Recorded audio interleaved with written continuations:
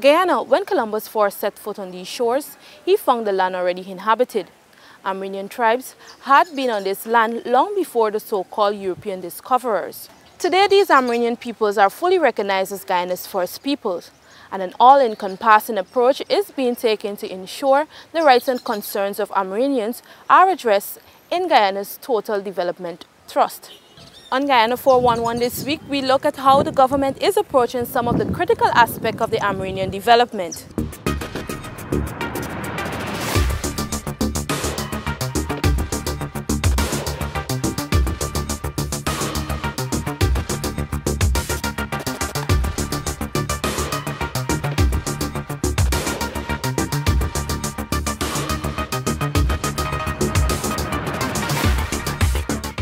For centuries, going back to the early colonial days, Guyana's agricultural potential has been recognized. But while the arable land of the coastland was being developed and exploited, less effort was placed on the development of the Guyana savannas land, though there were efforts to develop cattle ranches. Now, the hinterland is being looked at as a new frontier for agriculture. Identified as a priority in the 2015 national budget, government will soon commence the process of diversification in the hinterland areas. Some of the crops identified specifically are corn, soybean, cassava, and legumes. Emphasis will also be placed on fishing and poultry rearing in those communities. Research will be intensified on the development of new crops such as carrot, cauliflower, broccoli, turmeric, ginger, and black pepper to achieve import reduction, while crop diversification for export will focus on commodities such as coconuts, cassava, plantains, pineapples, pepper, corn, and soybean, with a view to strengthening food security along the coast and within the hinterland. With regard to livestock development, the plan is to advance the development of this subsector by ensuring quality breeding stock and rebuilding the herds of cattle and pigs and flocks of sheep and goats. The administration will seek to enforce existing regulations pertaining to the slaughtering of animals and will improve animal health and food safety. It remains the balance of law being considered as the next frontier for agricultural development, and related professionals have indicated the vast untapped potential within the region with corresponding challenges. The inclusion of the indigenous peoples in the country's developmental trust is indicative of the government's recognition of their importance to Guyana's national construct and the need for them to be provided with equal access to resources and opportunities for empowerment and enhancement of their lives. Within this context, there is a new and specific focus on improving food security and self-sufficiency in the hinterland regions.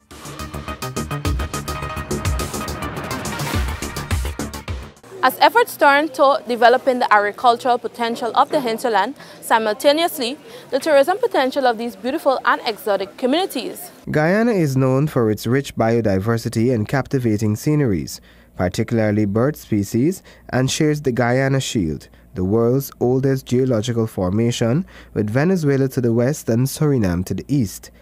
The country's Rupununi is rich in wildlife, particularly the forest galleries of the Kanuku Mountains, home to more than 150 species of mammals and 800 species of birds, including the famous harpy eagle.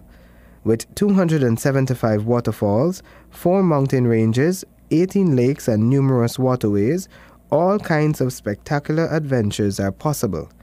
The government has recognized the tourism potential that exists within the hinterland and has committed itself in partnership with the private sector and other tourism stakeholders to fully develop the diverse communities in those areas. We recognize in every single one of our regions, some regions have a bigger area and potential than others, but we want to use that as the community tourism model we've done very successfully at Surama, where people in the community are providing the service.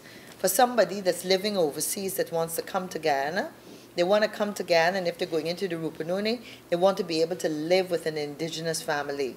They want to be able to see and eat their food and enjoy their culture. And so just based on that demand, it's a fantastic opportunity for people in the hinterland to develop tourism and to make a comfortable living from tourism. So that's one of the main areas of focus we're looking at. The implementation of the Hinterland Tourism Development Plan aims to enable and empower communities to become more self-sufficient, create employment opportunities, and preserve the heritage and habitat of Guyana's indigenous population, while promoting environmental education within the hinterland communities. Training and capacity building are also critical to this process. The ministry is embarking also on hinterland internship programs, where tourism training and attachments are being provided to build capacity in the hinterland region. And we're doing that specifically in that area because we recognize that a lot of the training tends to be done in the Georgetown and in its environs area, and that's why we're making a special emphasis on the hinterland. Promoting ecotourism and development of the indigenous communities to facilitate government's tourism programs is done with the aim of providing a good life for the indigenous population, as well as giving them equal access to resources for the enhancement of their lives. Each community needs to do to give people a reason to come. This will help to promote more domestic tourism in Ghana as well, because we want persons to travel, to experience, to explore, and to enjoy this beautiful country and the beautiful people who live in these remote parts. Just yesterday, I was part of a survey that was being done by the Ministry of Foreign Affairs for the Amazon Cooperation Treaty Organization on an assessment of cohesion in isolated indigenous communities, all with the view to assist these communities in planning and organizing and bringing development, and to see how connected they are with the basic services, etc., and with tourism, as many of the coastal communities enjoy. It is believed that tourism has the greatest potential as a rapidly emerging export-oriented industry to create jobs, generate foreign currency, improve livelihoods, improve Guyana's image, empower rural communities, conserve and protect our environment, and contribute significantly to Guyana's gross domestic product. Guyana's tourism sector is set for a massive enhancement as government's 2020 vision allows for the creation of over 1,500 direct new jobs in the sector over the next 5 years. This is to facilitate an anticipated increase of visitor arrivals and an expanded menu of tourism products and services, as efforts continue to make Guyana a must-see tourist destination.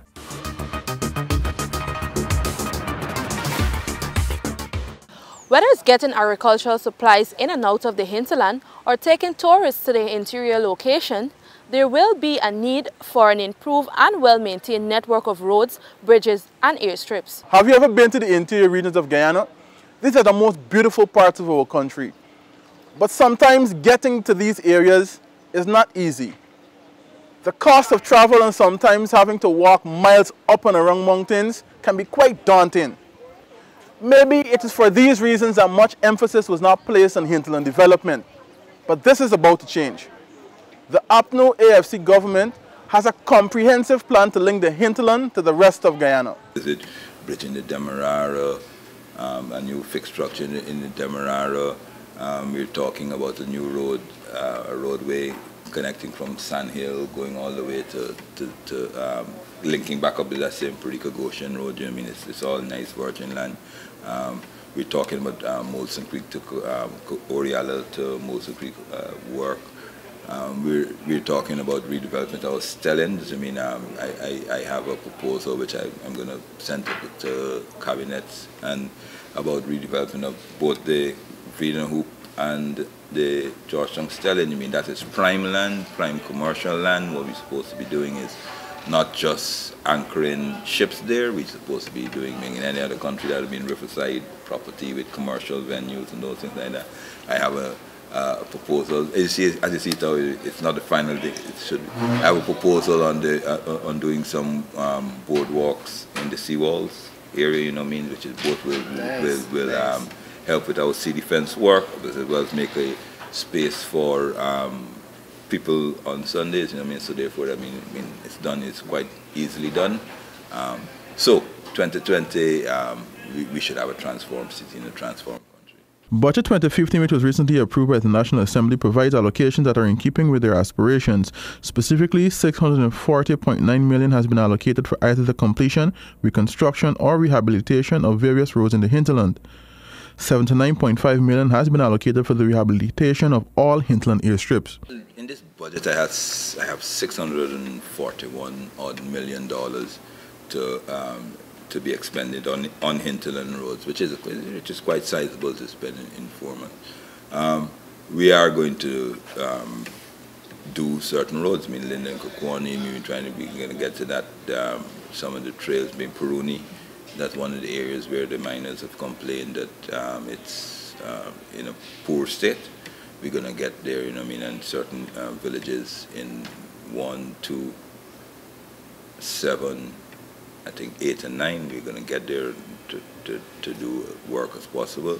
I've given my team an instruction. I don't want any patchwork. I don't want any cheap work. I mean, it's no use us trying to do a thin layer of something to stretch it all the way. We've got to build a solid structure. Next year, if we only can do half the road, at least the commuters have a very good first half. Next year, we will get to the other half. So therefore, we're not going to try and stretch the money to make it work. We're actually going to do something so therefore it could last during my term. I don't want to be going back in. I mean, every year there's a Lethem Road, and every year the rainy season, people come and complain. We're going to do it in phases to ensure that, you know what I mean, and eventually that we would have something worthwhile. Amongst the projects that will be looked at are the paving of the Linden-Lethem Road networks, along with the Parika-Goshen Road, which will flow into Bartica, thereby providing links to far-flung communities, but also bringing farm-to-market access. That is a hallmark project of ours. Right now, I mean, I know there have been numerous studies done for that, but right now what we are doing is a transportation study, and that is to determine which is the best and most economical solution for that route. We are committed to doing to doing that stretch, but maybe after that study, maybe it may be determined we may have a light railway rather than just a road alone, boat, or even simply a road only. So that is a study that's being executed now, so that we can actually make that determination and proceed apace immediately afterwards. Additionally, $50 million was allocated for the provision of studies into the Guyana-Brazil land transport link and deepwater port, and $20 million for the provision of a Quarantine River Bridge access. These two projects, when completed, along with the other network initiatives, will see hinterland communities from the Pacaraimans having direct access not only to each other, but also to those far-flung. In this budget, there's an initiative that we've put in place whereby the new towns, which is like Madi, we're going to start with Madi, we're going to repave them. I mean, so no more you're going to go through 8 tongue and the roads, the potholes and those things like that. I mean, we're going to repave them with 3 to 4 inches of asphalt concrete. We're going to go to Madia. Next year we straight up to Bartica. Then we go to Mavruma. All the areas are stated to be tongue. So therefore, when you go into it, you must know you're in a tongue, a Guyanese tongue. It must not look anymore or feel anymore. I mean, like a mining outpost. There's a tree planting initiative as well, which we're going to plant the trees around the country to ensure that we get cleaner and greener environment so that people feel comfortable just living in there. And on the energy side, I have several unserved village communities. We definitely try to get to them. Some of them will be there this cycle. It is our idea to ensure that we move away from how business was done before. Villages should not be victimized because of their perception of where they are or who the inhabitants are. I have a policy of equal access to everybody. I think that we have to bring this country up collectively. These transformational projects are geared towards uniting Guyanese across the country and aimed at allowing a coastlander easy access to any hinterland community, and the same vice versa, and in so doing conforming to our national motto, one people, one nation, and one destiny.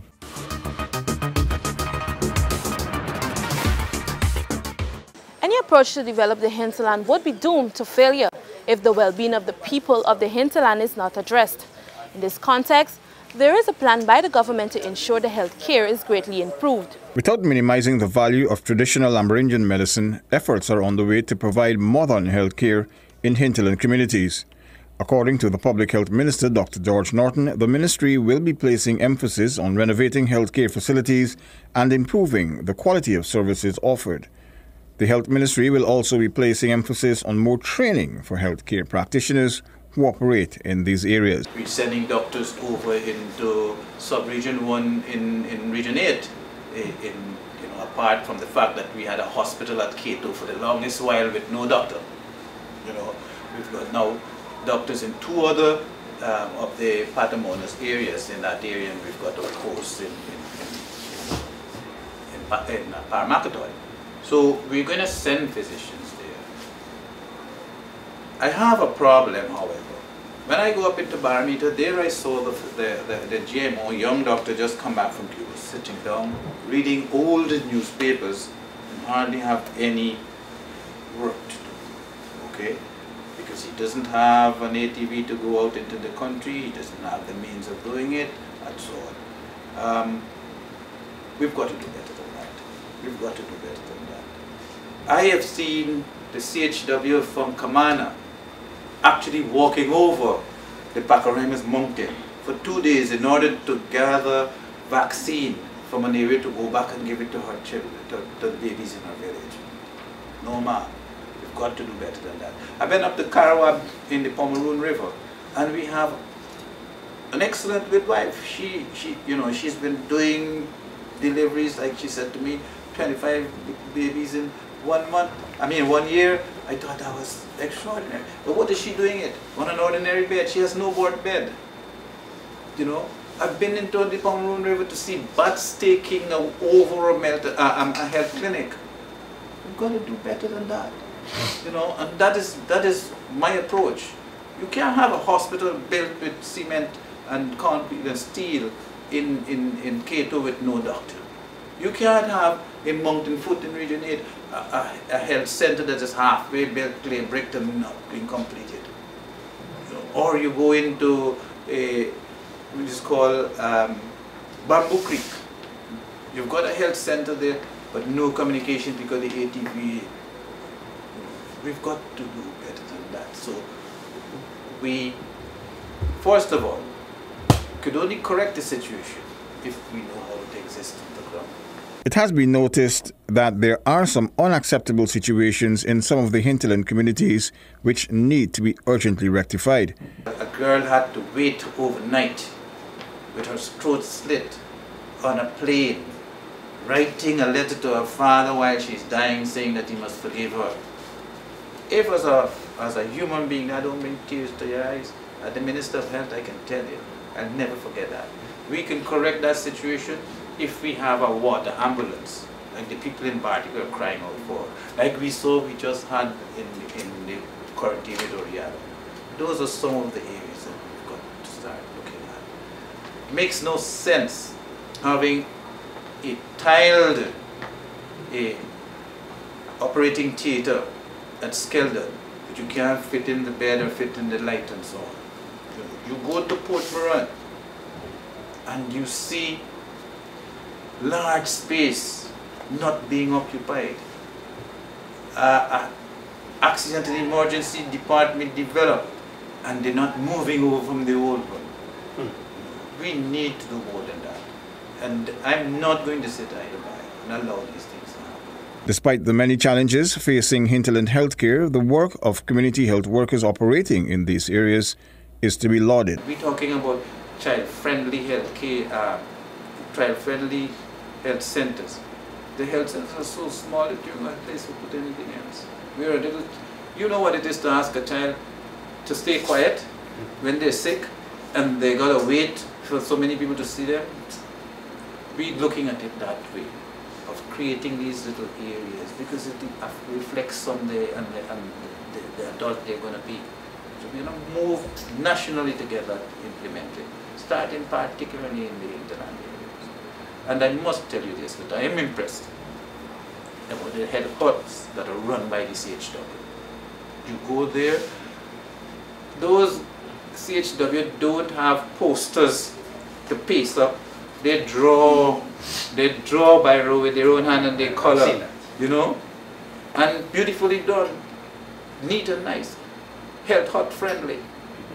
Okay, they love what they're doing, and that's not to say that when they leave home, they're not going home in the farm. They're going home in the farm and they can plant their whatever and do it. So they're part of the part of the village, and that's why I think that's where our foundation lies. We're even considering thinking about the graduates of, let's say, 1980. Let's call it the School of 1980. Bring them out. Let them spend 2 weeks in Georgetown and see what it is to do an ultrasound. See what it is to do a delivery at the Georgetown Hospital. Or let them do it there and let the nurses, the midwives tell them where they're going wrong and so on. Or even go further than that. Let them go to Port of Spain General or Queen Elizabeth in Barbados. Those are the kind of person that they will never want to resign. Because they were working all their life, no incentive whatsoever. That is what we plan to offer them. And let them feel part of it. If not, they become neglected. So going forward, the residents of the hinterland will be able to access quality modern health care or traditional medicines. The choice would be theirs.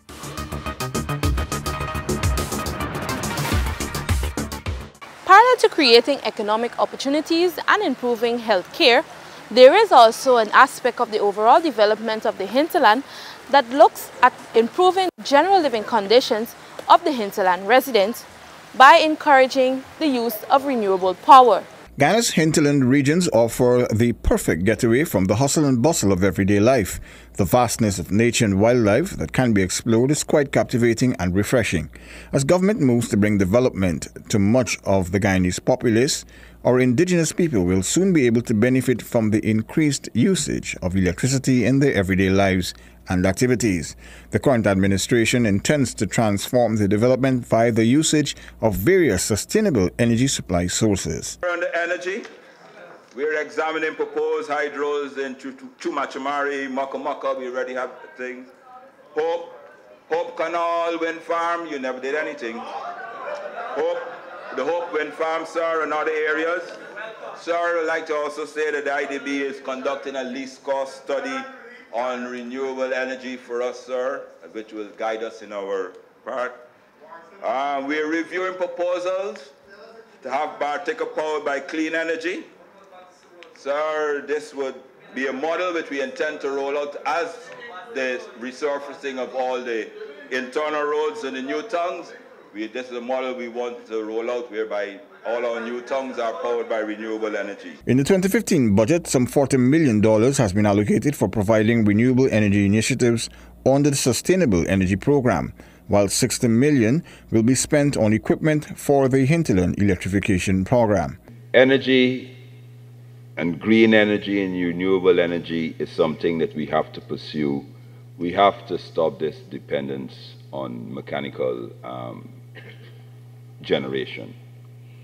To that end, I want to give you a few ideas, not on hydro, on solar energy. Currently, in the hinterland region, solar energy, overall, like I say, solar energy costs approximately 7 US cents per watt. And if you translate that into reality, I mean the hinterland electrification project, they are doing 65 watt panels, which works out to about 80,000 Guyana dollars for a solar panel, and that panel will light 2 13-watt lamps, a phone charger, and a radio for 12 hours.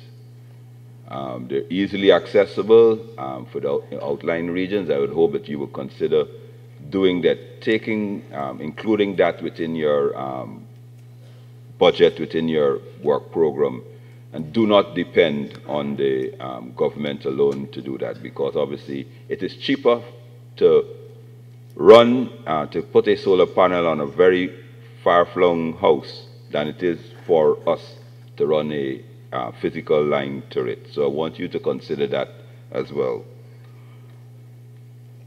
We'll also can look at larger panels, a 3,500 watt panel, which would run a entire building in batteries and everything, would cost a region, which is obviously can run your regional office, for example, will cost you about 28,000 US dollars, $5 million, and that would take you off the grid. Studies are currently being conducted to ascertain the best kind of renewable energy sources that can be used and implemented on a sustainable basis for community consumption. What I am looking at the moment is a system which is called the Grid T system. It's a new and it's innovative, and that system can bring down the cost of solar panels from 8 cents to 3 cents per kilowatt hour. We have to obviously do the megawatts.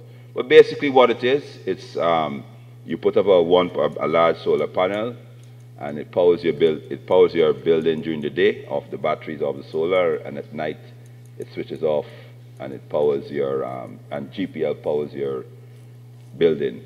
So it does away with the need for batteries, because you're only going to use it during working hours. But when the grid system, when we do put the legislation in here, you have the opportunity to sell back your excess power to the grid.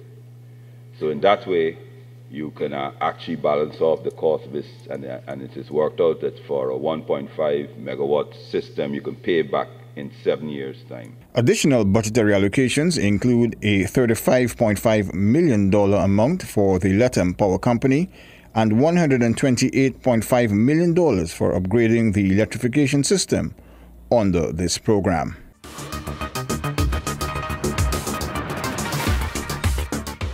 We look at the economic and social aspect for the development of the hinterland communities.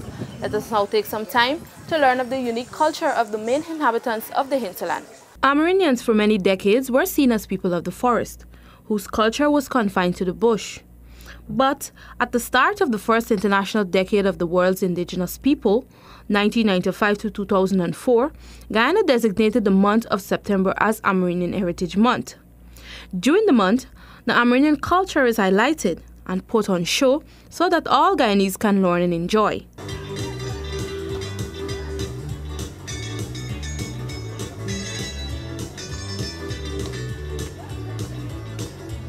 When the Queen of England made her promise to the Amerindians of this land, Prince Andrew was there when his mother declared that the Amerindians of this land must celebrate everywhere. When the Queen of England made her promise to the Amerindians of this land. Indigenous Heritage Month is now part of the national calendar of cultural events. Guyanese look forward to this time when they can experience true Amerindian dances and music, taste the unique meals of the Amerindian people, and own a woven basket or other handicraft object of art. Look at the tallest of them all right in front.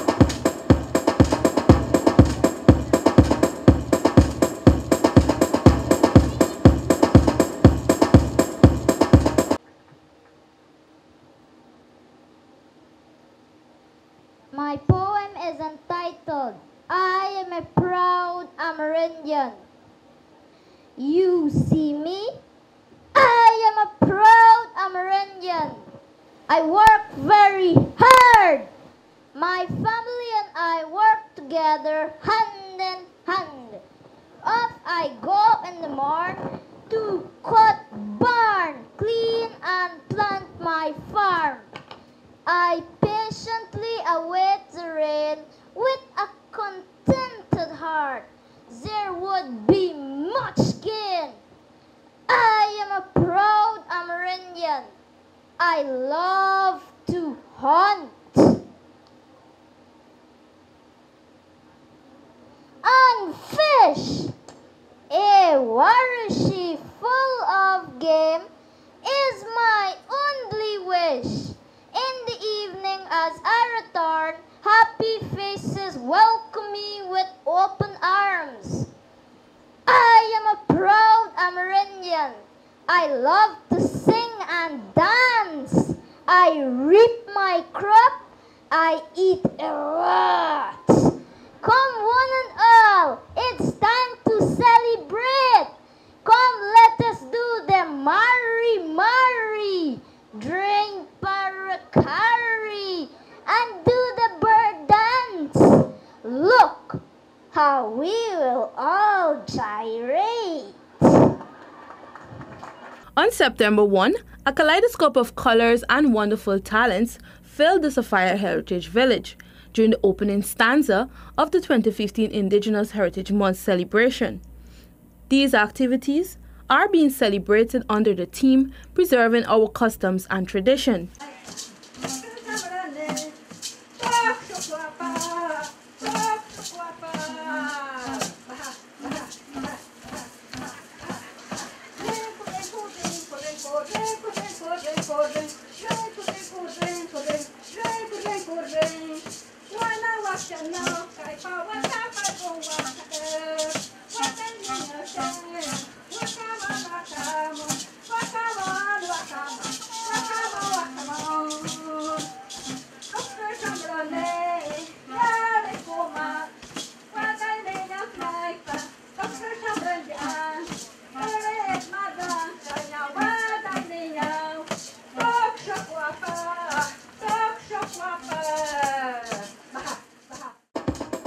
Look at the tallest of them all right in front.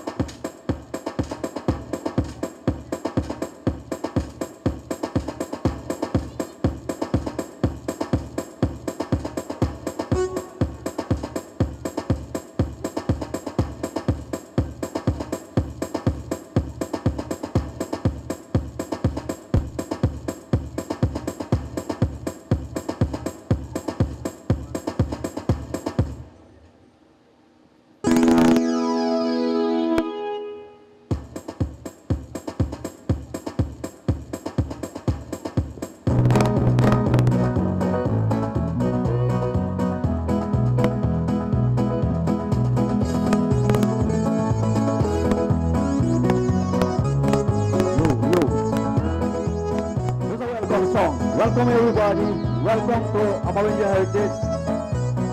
We'll sing it in our language.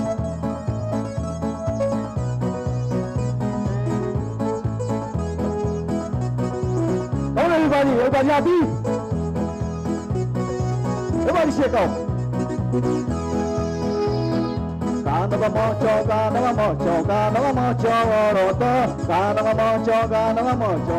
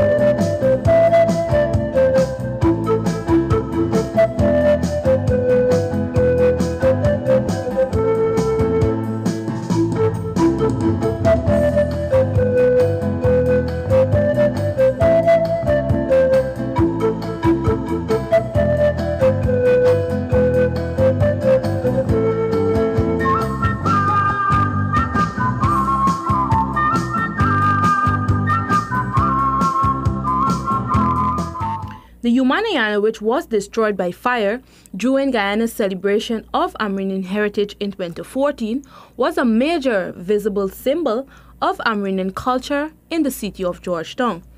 Traditionally, heritage activities was launched at this facility, and government has made a commitment to the restructuring of this historic building, which represents the recognition of Amerindian culture in Guyana.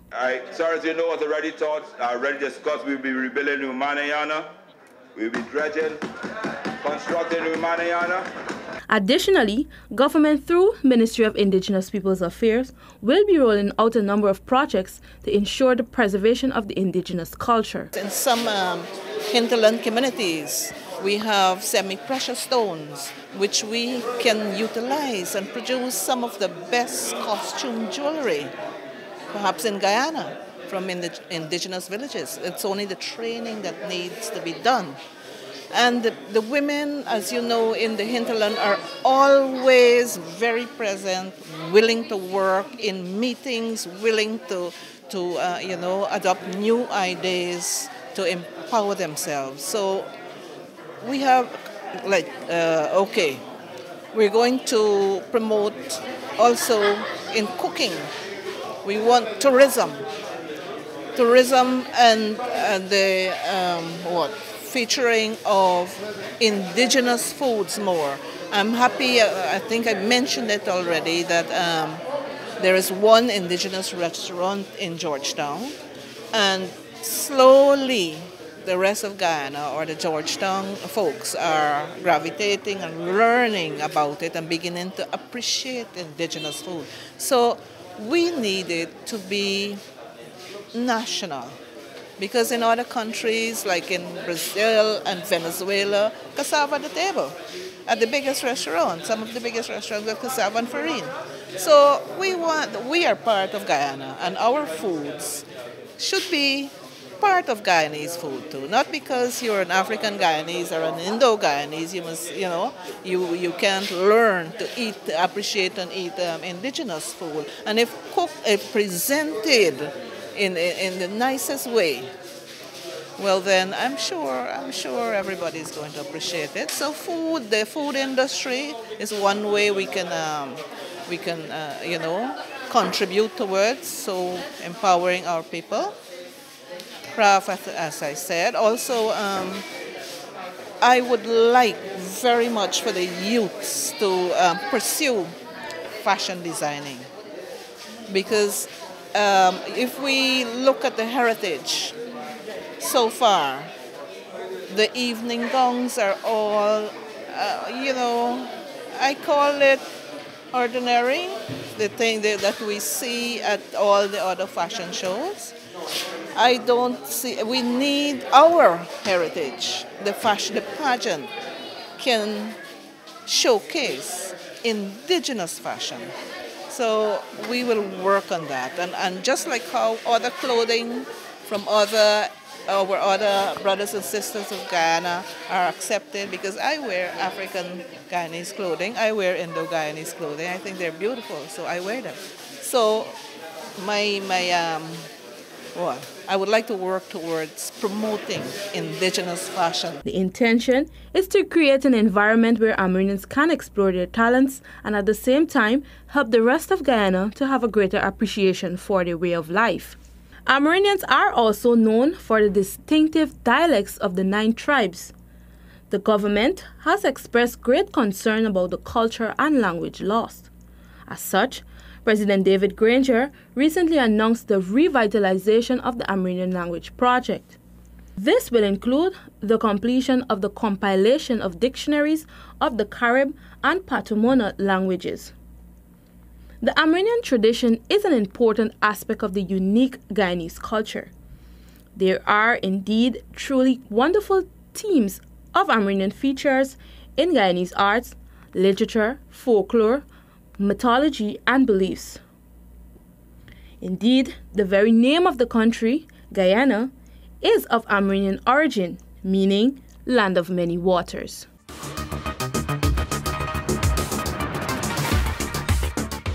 Thank you for watching Guyana 411. This has been a production of the Government Information Agency, GINA.